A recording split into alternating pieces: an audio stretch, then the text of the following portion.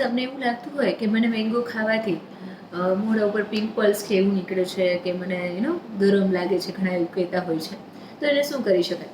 તમારે મેંગો ખાવાની છે પહેલાં 1 કલાક તમારે પલાળી દેવાની છે પાણીમાં.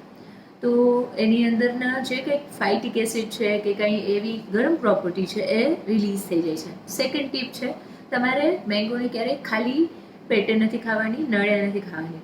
તમારે મેંગોને મિડ મોર્નિંગ સ્નેકમાં 11-12 વાગે આસપાસ તમે ખાઈ શકો.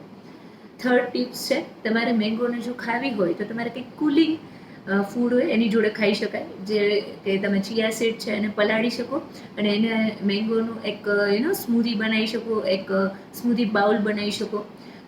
અને જોડે તમે એવું કહી શકો કે એક આલમંડ મિલ્ક છે તો એ ઘરે બની જાય, અને આલમંડ મિલ્ક જોડે મેંગોને બસ પીસ કરીને એને એક સ્મૂધી બનાવીને લઈ શકો. તો આ બધી તમને ક્યારેય એમનાથી કંઈ પ્રોબ્લેમ નહીં થાય, અને ડિસીઝની પ્રોબ્લેમ તમને એકની કે કોઈ બીજા એના લીધે પ્રોબ્લેમ થતા હોય તો એ પણ નહીં થાય.